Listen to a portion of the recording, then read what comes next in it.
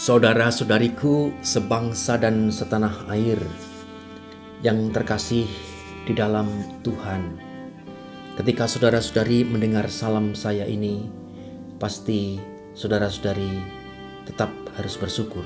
Mengapa? Berarti kita masih diberi kehidupan. Kita masih dipercaya Tuhan untuk melanjutkan peziarahan hidup kita dengan segala kekurangan ataupun kelebihan, dengan sukacita ataupun duka cita, dengan pengorbanan ataupun juga persembahan diri kita. Satu hari lagi, besok kita akan menghadapi peristiwa yang begitu besar, yaitu ulang tahun bangsa kita, negara kita, Republik Indonesia yang ke-76. Mari kita dengarkan sabda Tuhan agar kita dengan sungguh-sungguh menjadikan hidup kita semakin bermakna. 76 tahun bangsa kita telah merdeka, dan kita masih dipercaya Tuhan untuk menjadi warga negara Indonesia yang baik dan juga umat Allah di dalam gereja yang terberkati. Kita siapkan hati, kita mendengarkan sabda Tuhan.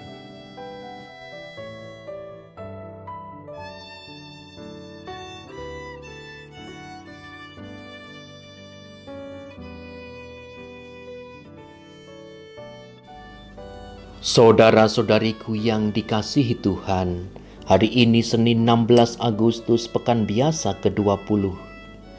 Kita akan mendengarkan Injil suci menurut Matius bab 19 ayat 16 sampai dengan 22. Pada suatu hari seorang datang kepada Yesus dan berkata, "Guru, perbuatan baik apakah yang harus kulakukan untuk memperoleh hidup kekal?" Yesus menjawab, "Apakah sebabnya engkau bertanya kepadaku tentang apa yang baik? Hanya satu yang baik. Jika engkau ingin masuk ke dalam hidup, turutilah segala perintah Allah." Kata orang itu kepada Yesus, "Perintah yang mana?"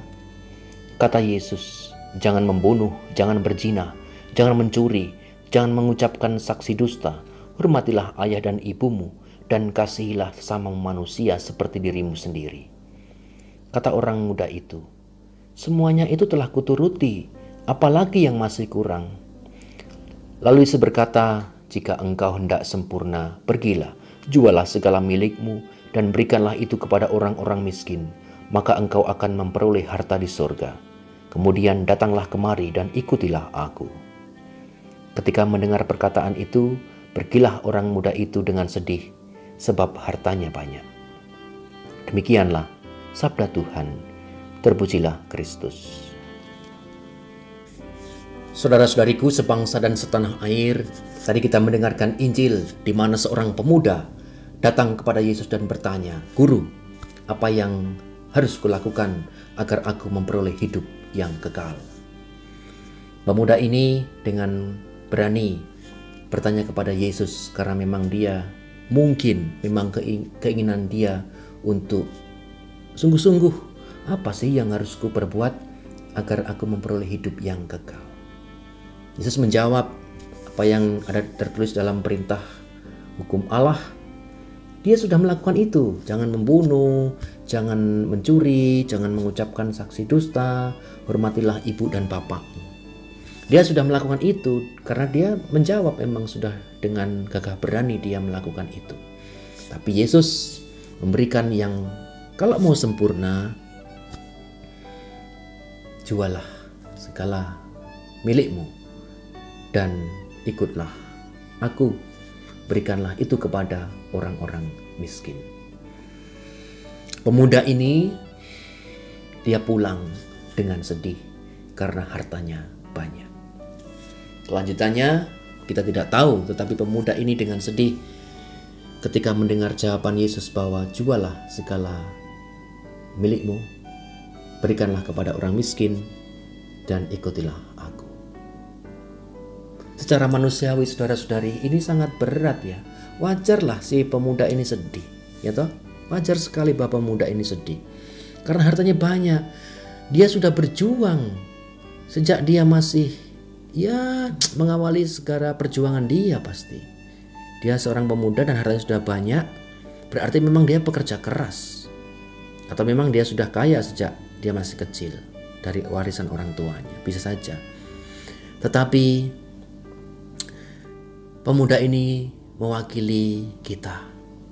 Kita pun di lain waktu, entah secara serius, entah secara lagi ngelamun, atau lagi santai, atau sedang berdoa, kita pun bertanya, Tuhan, sebenarnya apa sih yang harus aku lakukan agar aku nanti bisa masuk surga? Atau paling tidak saat ini ketika hidup saya boleh mengalami seperti hidup di surga. Hatinya ayem, hatinya bahagia, penuh dengan sukacita. Jawaban Yesus jelas saudara-saudari. Jualah segala milikmu, berikanlah kepada orang miskin, dan ikutlah aku.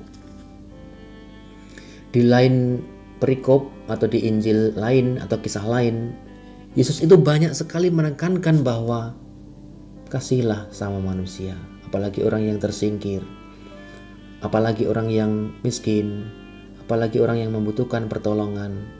Bahkan untuk masuk ke kerajaan Allah, untuk menjadi empunya yang kerajaan Allah, dia harus menjadi orang yang miskin di hadapan Allah. Jadi Yesus ini kurang lebih memang mengetes si pemuda itu. Bagaimana sih pemuda ini ketika dia ditantang untuk meninggalkan segala harta yang dia miliki dan mengikuti Yesus. Padahal Yesus mengatakan jualah. Ini ada kemungkinan ya si pemuda ini memang pulang lalu menjual hartanya. Meskipun dalam keadaan sedih ya. Ya ampun, hartaku banyak. Bagaimana mungkin? Mungkin sampai di rumah dia menimbang-nimbang. Bagaimana sungguh-sungguh. Karena pada waktu itu memang Yesus lagi terkenal ya. Bahwa apa yang dikatakan Yesus itu bisa saja memang diikuti oleh orang-orang. Bisa saja dia juga udahlah untuk apa? Aku berjuang sudah lama. Punya harta banyak kok malah dijual, diberikan kepada orang miskin.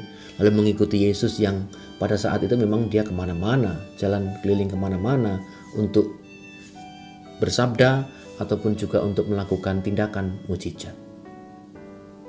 Beranikah kita saudara-saudari seperti pemuda tadi paling tidak bertanya, apa Tuhan yang harus kulakukan agar aku boleh hidup yang kekal? Kalau dengan jujur kita kalau ditanya, nanti kalau mati pengennya masuk mana? Pasti pengennya masuk surga. Tak terkecuali. Pasti pengennya masuk surga. Petunjuk yang jelas dari Tuhan kalau kita mau mendengarkan sabda Tuhan. Kalau kita mau sungguh-sungguh menghayati.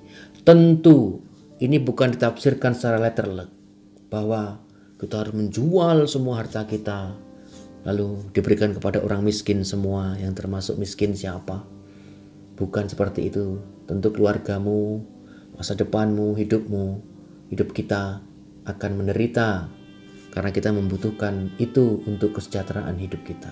Bukan tafsiran yang seperti itu, tetapi dengan tantangan Yesus kepada pemuda itu, kita diingatkan agar apa yang Tuhan berikan kepada kita, apa yang sedang saat ini kita miliki, entah keluarga, entah harta, entah diri kita dengan segala keegoisan dan segala kelebihan dan kekurangan, dengan watak yang kita miliki, keras kepala ataupun juga lembut, atau hatinya juga keras atau hatinya lembut.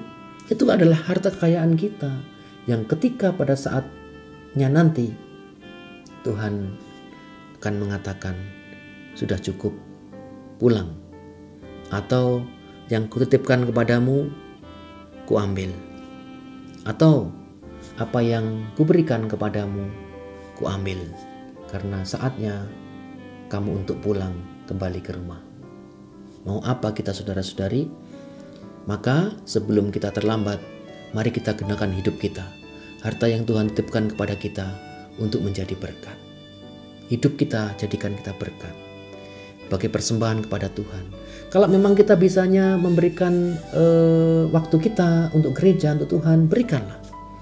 Kalau mungkin kita dengan segala kebaikan kita bisa memberikan apapun bagi gereja, bagi Tuhan, bagi sesama, berikanlah. Jangan sungkan-sungkan, atau jangan ragu-ragu, atau jangan pelit-pelit, atau jangan sungguh-sungguh hitung-hitungan kepada Tuhan. Kita harus belajar dari tukang parkir, di mana tukang parkir itu adalah contoh keikhlasan.